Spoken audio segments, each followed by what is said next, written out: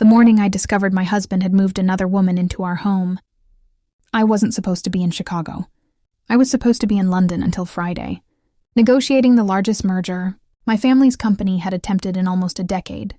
Instead, a canceled meeting put me on an overnight flight. By noon on Tuesday, my marriage no longer existed. My name is Victoria Lawson. I was 36 years old. For 11 years, I believed my husband and my closest friend were the two people least likely to betray me. I was wrong about both. Lawson Estate stood on the northern shore of Lake Michigan. The newspapers called it a mansion. My grandmother always corrected them. It's not a mansion. It's a responsibility. The estate belonged to the Lawson Family Trust, established almost 60 years before I was born. It included the house, the controlling shares of Lawson Therapeutics, the Research Foundation, and several scholarship programs funded by our company. None of it had ever belonged to me personally. I managed it, protected it. One day, I would pass it to the next generation exactly as my grandmother had intended.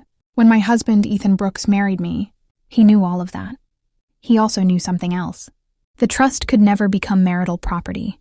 Not through marriage, not through divorce, not through inheritance. At the time, he said he admired that. Years later, I realized he had only admired it because he believed he would eventually control me instead. The front doors opened before I reached them. 2 delivery men rolled an antique writing desk across the marble foyer. Another carried framed artwork toward the west staircase. Neither recognized me. One smiled politely. "Good afternoon." "Second floor?" I frowned. "Who's moving in?" He checked his paperwork. "Miss Harper's bedroom." I stared at him. "I'm sorry. Whose bedroom?" Before he answered, a familiar laugh echoed from upstairs. Warm, bright, comfortable. The laugh belonged to Madison Harper, my best friend. For 20 years, Madison had celebrated every birthday with me. She stood beside me when my father died. She adjusted my wedding veil. She cried harder than anyone during my grandmother's funeral. Whenever someone asked whether sisters had to share blood, I always pointed toward Madison. She appeared at the top of the staircase wearing cream silk pajamas. "Mine." She smiled naturally, almost casually. "Oh, you're home." I looked at the pajamas, then at the movers, then back at her. "I thought you were staying in Europe until Friday." My meetings ended early. "Why are strangers carrying furniture into my bedroom?" Madison hesitated, only briefly. Then another voice answered. "Because she's living there." Ethan walked out behind her, barefoot, rolling down the sleeves of a white shirt. I'd bought him for our 10th anniversary. He looked tired, not guilty, inconvenienced, as though I'd interrupted a conversation instead of discovering my marriage collapsing inside my own home. "We need to talk," he said. I almost laughed. "You appear to have already finished." The foyer became completely silent. Even the movers stopped working. Ethan descended the stairs slowly, always confident, always composed. At 42, he had perfected the expression successful. Executives wear before delivering disappointing news. "Victoria, this wasn't planned. It happened." Madison lowered her eyes. "I never wanted to hurt you." I looked at her, then quietly asked, "Take them off." She blinked. "What?" "My pajamas." Silence. "They belong to my mother. I don't care what explanation you're preparing." "Take them off." Color rushed into Madison's face. Without another word, she turned, walked upstairs. The silk sleeves disappeared around the corner. Ethan sighed impatiently. This is exactly what I mean." "What?" "Everything always belongs to your family. The house, the company, the traditions. Madison actually makes this place feel lived in." I stared at him. "Then perhaps you should both live somewhere else." He walked to the console table, picked up a leather folder, held it toward me. "I filed for divorce yesterday. I didn't tell you because you were overseas. I wanted to wait until you came home." I never touched the folder. The apartment downtown is still under renovation. "So Madison and I will stay here temporarily. You can use the lake house until the settlement is finalized." I looked directly at him. "You want me to leave Lawson House?" "Our home," he corrected. "My attorney says I have occupancy rights. We've been married 11 years. I've contributed to this estate." Before I answered, the front doors opened again. 3 people entered. Our family attorney, the chief of estate security, and Nathan Sterling. Anyone who followed business news recognized him immediately. Founder of Sterling Global Partners, one of the country's largest private investment firms, known for billion-dollar acquisitions, known for never wasting words, known, at least to me, as someone very different. Nathan and I met during graduate school, long before magazines called him a financial genius, long before either of us inherited responsibilities we hadn't wanted. For years, he remained one of my closest friends. Even after Ethan entered my life, Nathan quietly stepped back. Not because anyone asked him to, because he respected boundaries that weren't even his. Ethan's expression hardened. "What is he doing here?" Nathan removed his gloves calmly. His attention never left me. Noticed the suitcase beside the door, the movers, the open divorce folder, the missing portrait above the fireplace. Then, he finally spoke. The estate security system reported unauthorized access changes. The trust automatically notified its independent protector. Madison looked toward Ethan. "You said changing the security codes was allowed." "It is," Ethan answered quickly. "I live here." Our attorney, Laura Benton, opened a folder. "No, Mr. Brooks resides here only through Mrs. Lawson's permission. Lawson House belongs to the Lawson Family Trust. That permission has now been revoked." Ethan laughed once. "Inherited during marriage." Laura shook her head. "The trust acquired this property before your marriage. Mrs. Lawson manages it. She does not personally own it, and neither do you." Nathan turned toward the movers. "Everything delivered today. Leaves today. The estate staff will supervise." For the first time, Ethan looked uncertain. "You called him before talking to me?" "I didn't," I answered quietly. "You tried taking something protected. The trust noticed before I did." Madison returned downstairs wearing her own clothes. She folded her arms. "We're leaving. Ethan still owns half the company." Laura calmly turned another page. "No, Lawson Therapeutics is controlled by the Lawson Family Trust. Outside investors. And employee ownership. Mr. Brooks owns executive compensation options. Nothing more?" Ethan stared at her. "For years, I'd allowed people to believe we'd built the company together. I never corrected interviews, never corrected investors, never corrected friends. Somewhere along the way, he had started believing the story himself. "You'll regret humiliating me," he said. I slowly walked toward the staircase, stopped beside the empty space where my mother's portrait had always hung. The frame rested carelessly against the wall. Glass cracked across her face. I lifted it carefully, held it against my chest, then looked back at both of them. "You have 30 minutes. Ethan, 10 minutes. Madison, what belongs to you? You may take. What belongs to my family stays." Neither of them moved. Neither of them argued. Because for the first time since I'd walked through the front door, they understood something. They had never been trying to take my marriage. They had been trying to take my life, and they had failed. The moving trucks disappeared. Through the front, gates exactly 28 minutes later. Madison left first. She carried 3 designer suitcases, 2 garment bags, and the confidence of someone convinced she had merely lost the first round. Ethan followed behind her. Before stepping into the waiting SUV, he looked back at Lawson House. Not at me, at the house. The look lasted only a second, but I understood it perfectly. He wasn't mourning our marriage. He was mourning everything he thought had belonged to him. The gates closed. Silence settled across the estate. Only then, my hands began to shake. Nathan waited several yards away. The attorneys had already left.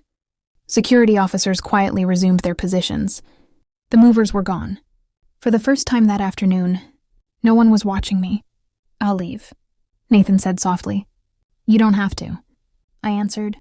I looked at the cracked portrait in my hands. "Don't want to be alone." He nodded once. Nothing more. No speeches. No pity. No promises that everything happened for a reason. He simply sat on the bottom step of the grand staircase while I lowered myself onto the bench opposite him. For nearly 10 minutes, neither of us spoke. Finally, I asked the question I wasn't sure I wanted answered. "How long?" Nathan didn't pretend to misunderstand. I suspected something about a month ago. My eyes lifted. "You knew?" I suspected. "There is a difference." He leaned forward. "One of your company vehicles made repeated trips to the same hotel. The expense reports were unusual. I asked our audit office to verify them. I wanted evidence before bringing anything to you. You deserved certainty, not rumors. I closed my eyes. So everyone knew except me. No, Nathan replied immediately. I knew something didn't fit. I did not know the truth. His honesty hurt less than comforting lies would have. That was always Nathan's way. He never softened facts until they became fiction. What changed today? I asked. Nathan frowned slightly. The estate notified me because someone attempted to replace all primary access credentials. Ethan requested permanent administrator authority over the house. He listed himself as principal resident. He also removed your emergency access. I stared at him. He locked me out while I was still married. Nathan nodded. Before I could answer, my phone vibrated. Then again, and again. Laura, our chief financial officer, the chairman of the board, 3 department heads, all calling within seconds of one another. Something else had happened. I answered the first call. Victoria, our chief technology officer, sounded breathless. We have a problem. What kind of problem? There was a massive document, download from the executive research server. Early this morning, my stomach tightened. How massive? Almost the entire Phoenix Project. Every muscle in my body went cold. The Phoenix Project wasn't just another research program. It represented 7 years of work, hundreds of scientists, clinical trials across 4 countries. If someone leaked it, Lawson Therapeutics could lose billions. Patients could lose treatments that hadn't even reached the market. Who accessed it? There was a pause. Then, Ethan. Nathan watched my expression change. What happened? I lowered the phone slowly. He downloaded Phoenix. Nathan stood immediately. When? 2:15 this morning. He became very still. Victoria, change every company credential you have. Now. Within minutes, we were sitting in my home office. Our cybersecurity director joined by encrypted video, large monitors filled with security logs, timestamps, access records, encrypted transfer reports. The numbers kept growing. The director finally looked into the camera. This wasn't curiosity. It was extraction. He copied research, financial models, patent drafts, investor negotiations, everything. And where did it go? I asked quietly. Another pause. Then, we traced the transfer. It was sent to an encrypted storage server, owned by, he swallowed, a North River Pharmaceuticals. Nathan's eyes narrowed. North River, our biggest competitor, the same company that had unsuccessfully tried buying Lawson Therapeutics 3 different times. They offered Ethan a position, Nathan said quietly. I looked toward him. You knew? They approached him 2 years ago. He claimed he declined. Apparently, he hadn't. The cybersecurity director interrupted. There's something else. Another window appeared. Administrative records, access permissions, authorization history. Someone had elevated Ethan's security privileges 6 months earlier. Not through the board, not through IT, manually. Who approved it? I asked. The answer appeared on the screen. Madison Harper. I blinked. Madison worked in the foundation. She shouldn't even see research files.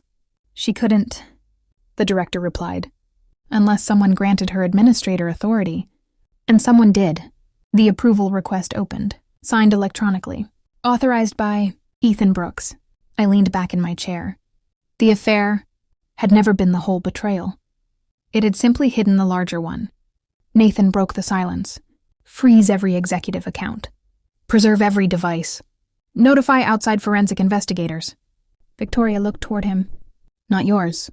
He understood immediately. If Sterling Global investigates, the defense will claim bias. They'll say I manufactured evidence. Nathan nodded. I know an independent firm. They've testified in federal court. They'll survive any challenge. I looked at him carefully. You already thought about this. I prepare for possibilities, he answered. I hope never to use them. Laura returned 20 minutes later carrying another folder. This arrived by courier. She placed it carefully on my desk. No return address, no company logo. Inside was a photocopy of a contract, signed by Ethan, offering confidential Lawson research to North River Pharmaceuticals in exchange for a $15 million executive package. Attached to the final page was another signature, Madison Harper, future director of corporate giving. I stared at the paper. Not angry anymore, not heartbroken. Simply clear. Everything suddenly made sense. The sudden divorce, moving Madison into the estate, changing the locks, downloading company files. They hadn't expected me home. They expected me to remain overseas. Long enough for everything important to disappear. Nathan looked at me carefully. What are you thinking? I folded the contract, placed it back inside the folder, then stood. I'm thinking my marriage ended this afternoon. But tomorrow morning, the board will learn my husband tried to sell my company. I reached for my phone. Schedule an emergency board meeting. 8 o'clock. No delays. No excuses. And notify every director. I looked toward the dark windows overlooking Lawson Estate. This isn't a divorce anymore. It's corporate espionage. The emergency board meeting began precisely at 8 o'clock the following morning. Every director was present. Some attended in person. Others joined through encrypted video conference. No one knew why the meeting had been called. Only that I had marked it urgent. The conference room overlooked downtown Chicago. Floor-to-ceiling windows reflected the sunrise across polished walnut tables. For 11 years, Ethan had entered this room believing it belonged to him. Today, he walked in 20 minutes late. Madison followed 2 steps behind. Both looked perfectly dressed, perfectly confident, as though yesterday had been nothing more than an unpleasant domestic disagreement. Ethan smiled when he saw me. I wasn't expecting an emergency meeting. I was. I replied. He sat beside Madison instead of beside me. Several directors noticed. No one commented. Our chairman cleared his throat. Victoria requested today's session. The floor is yours. Before I spoke, Ethan leaned back comfortably. I'll save everyone some time. My wife and I are divorcing. I'd appreciate it if the board avoided turning personal matters into company business. He smiled politely around the table. I remain fully committed to Lawson Therapeutics. Several directors nodded cautiously. They had trusted Ethan for years. Many considered him the public face of our commercial division. I stood slowly, opened a folder, and placed a single document in front of every board member. No, I said quietly. You were committed to someone else. Confused looks spread across the table. Ethan frowned. What is this? The beginning, I answered. I pressed a button on the conference table. The main screen illuminated. A timeline appeared. Every access record, every download, every transfer, every login. Timestamped to the second. Our independent forensic investigator stood. Yesterday morning at 2:14 a.m., Mr. Ethan Brooks accessed confidential research databases. He copied approximately 18,000 protected files. They were transferred outside company infrastructure. Ethan laughed. I was reviewing materials before the Helix expansion. The investigator didn't even look toward him. The files were transmitted to a secure server owned by North River Pharmaceuticals. Silence. One director adjusted his glasses. North River? Our largest competitor? Correct. Ethan leaned forward. This is ridiculous. I never authorized any transfer. The investigator changed slides, digital certificates, encryption signatures, transfer confirmations. Everything linked directly to Ethan's executive credentials. It appears someone used your account, one board member suggested. The investigator shook his head. No, the transfers required biometric verification. They originated from Mr. Brooks's office. Ethan looked toward me. You set this up. I met his gaze. No, you did. Madison suddenly spoke. Ethan believed those servers belonged to outside consultants. Several heads turned toward her. She immediately realized her mistake. I looked at her calmly. So, you knew about the transfers. She hesitated, only helped restore his access. You restored executive access? Our cybersecurity director asked. You worked in fundraising. Madison swallowed. Ethan showed me what to do. Every eye shifted toward Ethan. His attorney finally stood. My client isn't obligated to answer technical questions. The chairman nodded. True, but we are obligated to protect company assets. Another slide appeared. An employment agreement, signed electronically. North River Pharmaceuticals, future executive president, signing bonus, $15 million. The room became completely silent. Director Elaine Foster looked directly at Ethan. Is this authentic? He didn't answer immediately. Instead, he looked at me. You forced this. I almost smiled. I forced you to negotiate with our competitor. He stood abruptly. I built this company. I deserve ownership. For years, you've hidden everything behind family trusts. I was treated like an employee in my own marriage. I answered quietly. You were. Several directors exchanged glances. No one interrupted. You signed a prenuptial agreement. I continued. You accepted your executive contract. You understood the ownership structure. You attended every governance meeting. You never objected. I trusted you. He snapped. You should have. I replied. You were my husband, not my shareholder. The forensic investigator spoke again. There is one additional matter. Another document appeared. Projected across the screen, the confidential email. From Ethan to North River's CEO. Once my divorce is finalized, Lawson Therapeutics will become unstable. I can guarantee access to the Phoenix project before the merger closes. We'll both profit. Gasps filled the room. One director whispered, My God. The chairman slowly removed his glasses. Mr. Brooks, do you dispute sending this message? Ethan didn't answer. Instead, he looked toward Madison, as if searching for someone else to blame. Madison stared back. Fear had finally replaced confidence. You told me, she whispered. They already owned the rights. Ethan turned sharply. Don't start. You said everything was approved. She continued. You told me Victoria signed the agreements. I said enough, he hissed. The first crack appeared between them. Not because they regretted what they'd done, because they realized only one of them might escape the consequences. The chairman looked around the room. I believe we've heard enough. He turned toward me. Victoria, do you have a recommendation? I stood. For a moment, I looked through the glass walls toward the laboratories below. Hundreds of researchers were already at work. People who had dedicated years, sometimes decades, to developing treatments that could save lives. None of them knew what had nearly happened overnight. Then I faced the board. I moved that Ethan Brooks be terminated immediately. His executive options canceled. His access permanently revoked. And all evidence transferred to federal authorities. The chairman nodded. All in favor. One hand, then another, until every single director had voted yes. Unanimous. The chairman looked toward Ethan. You are no longer employed by Lawson Therapeutics. Security officers quietly entered the room. Not dramatically, professionally, respectfully. Ethan stared at me. You'll regret this. I shook my head. No, you already made sure I regretted trusting you. Security escorted him toward the door. Madison hurried after him. Ethan, wait. He never looked back. An hour later, nearly 2,000 employees gathered in the central atrium. Rumors had spread throughout the building. Faces filled with uncertainty looked toward the stage. I stepped to the microphone. This morning, I need to tell you something difficult. Ethan Brooks is no longer part of Lawson Therapeutics. A wave of whispers moved through the crowd. He violated company policy. He violated your trust. And he violated mine. Anxious silence followed. But listen carefully. No employee will lose a job because of his actions. No research project will stop. No patient will lose treatment. Our mission continues. Someone near the front raised a hand. Are we still moving forward with Phoenix? Yes, I answered without hesitation. We're moving forward.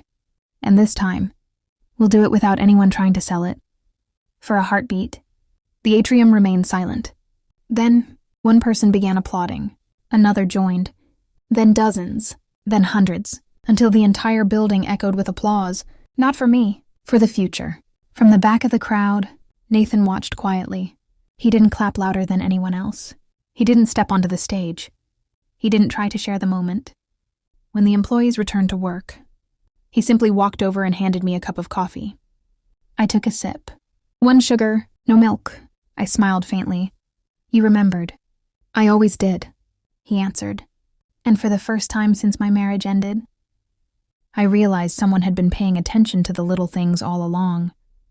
3 days after Ethan's dismissal, the headlines arrived. Lawson Therapeutics, executive fired amid internal investigation. Billion-dollar company faces leadership shakeup.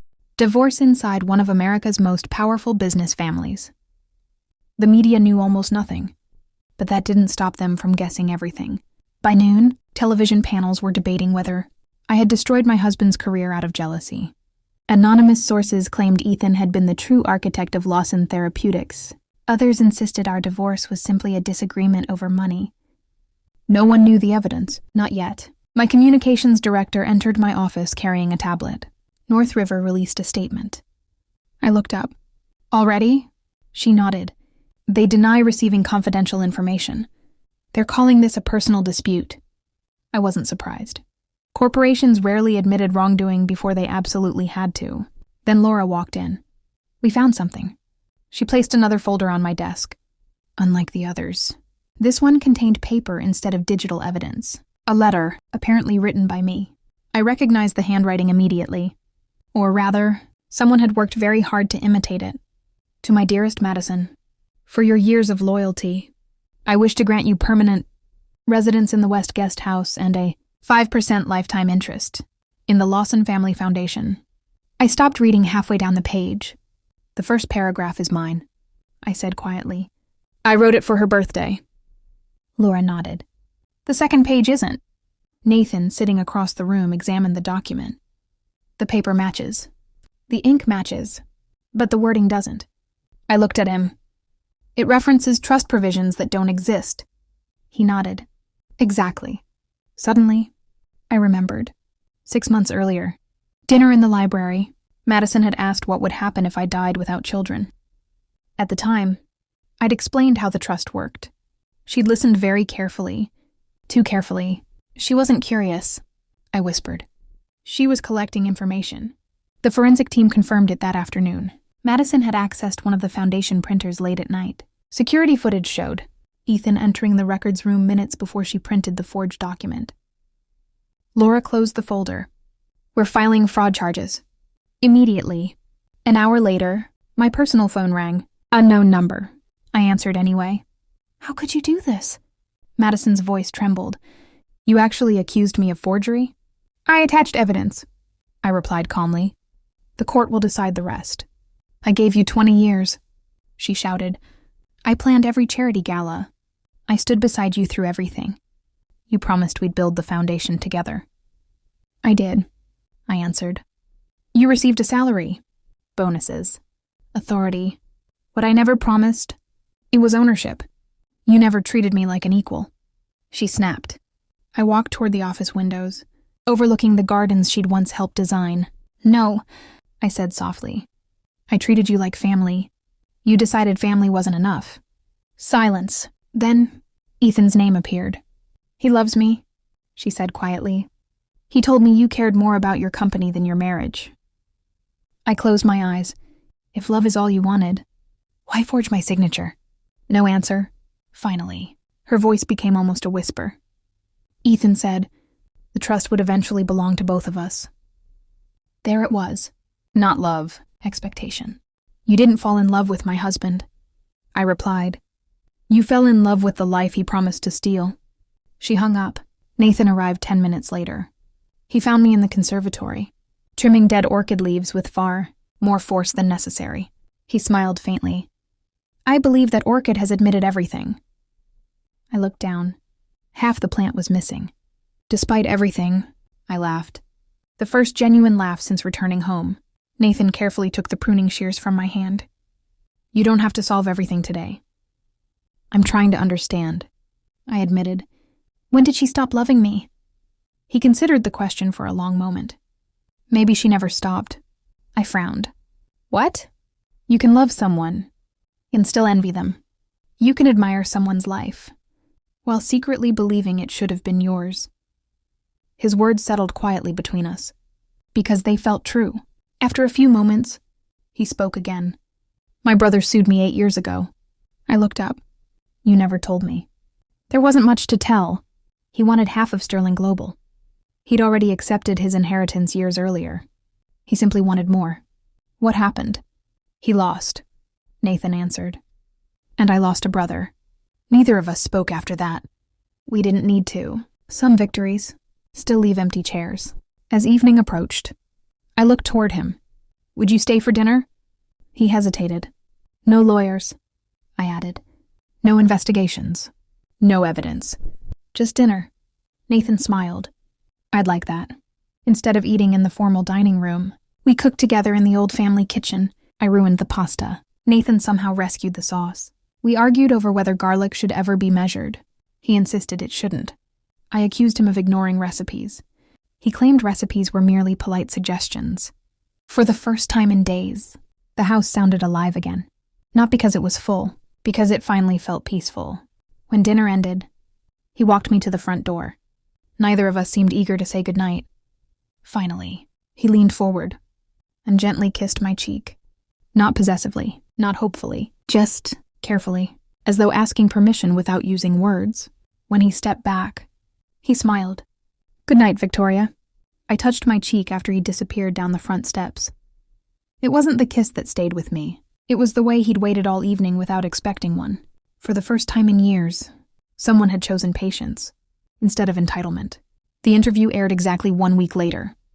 Ethan and Madison chose a luxury townhouse overlooking the river as their backdrop. A roaring fireplace burned behind them. Crystal glasses sat untouched on the coffee table. Everything had been arranged to look effortless. Authentic. Victimized, the interviewer smiled sympathetically. Many people believe this divorce is really about control. Ethan nodded. It is. For years I worked beside Victoria. I built Lawson Therapeutics with her. But every important decision belonged to her family. The trust, the estate, the board. I was never treated as an equal. Madison reached across the sofa and squeezed his hand. People think I stole someone's husband, she said quietly. The truth is, I simply fell in love with someone who was already lonely. Television audiences loved it. Within hours, clips flooded social media. Thousands of comments appeared. Some defended me. Many didn't. She only cared about money. Poor Ethan deserved better. Maybe Madison wasn't the villain after all. My communications director entered my office looking frustrated. We should respond. No, I answered.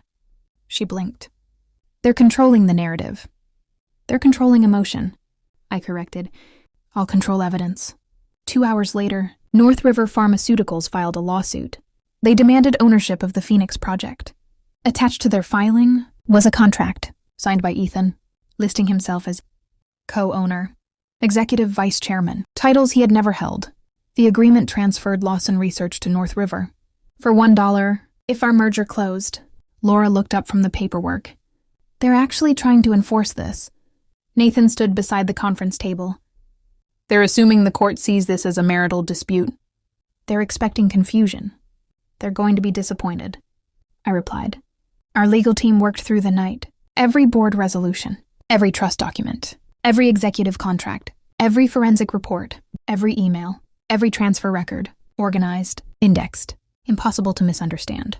The emergency hearing was scheduled 48 hours later. The courtroom overflowed with reporters, investors, employees, curious spectators. Everyone wanted drama. Instead, they received documents. North River's attorney argued first. Mr. Brooks possessed apparent authority. He negotiated on behalf of Lawson Therapeutics. He signed binding agreements. Laura rose calmly. Authority isn't assumed. It is documented. She placed 12 years of corporate minutes before the judge. Mr. Brooks was never an owner, never vice chairman, never authorized to transfer intellectual property. The forensic investigator testified next. Every email, every server log, every download, every payment, every transfer, presented one after another. Then, Nathan took the witness stand, because months earlier, North River had approached Sterling Global seeking financing for the acquisition. Their CEO had personally assured Nathan that Lawson's board had approved everything. They asked us to invest.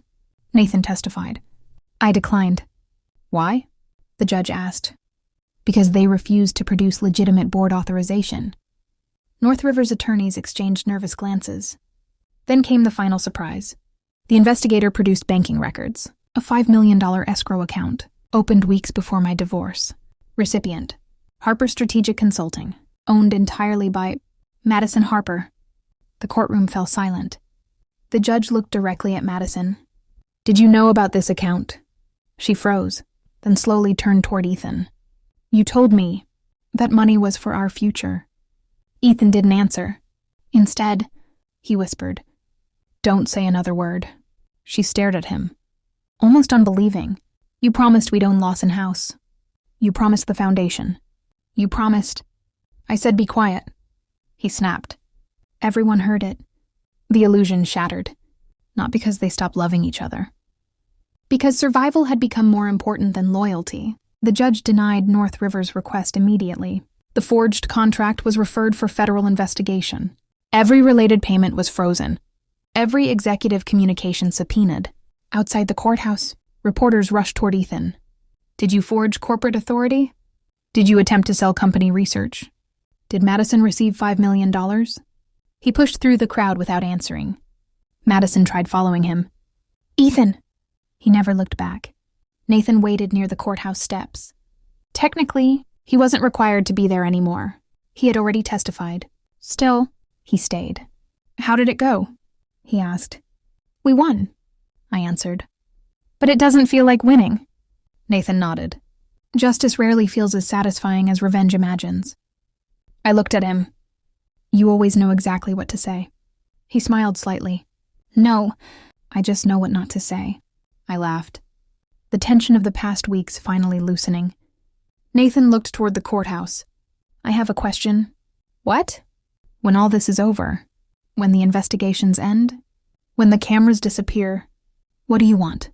I thought about the estate, the company, the trust, everything I'd spent years protecting. Then I surprised even myself. I want peace, I said. And I looked at him. I'd like to find out whether you still remember how I take my coffee. Nathan smiled. 1 sugar. No milk? You've never changed it. I smiled back. Neither have you. As we walked down the courthouse steps together, the reporters shouted questions behind us. Neither of us answered. For the first time in weeks, I wasn't thinking about betrayal, or lawsuits, or stolen research. I was thinking about something much quieter, that sometimes the person who waits patiently in the background isn't waiting for their chance. They're simply waiting until you're finally free to choose.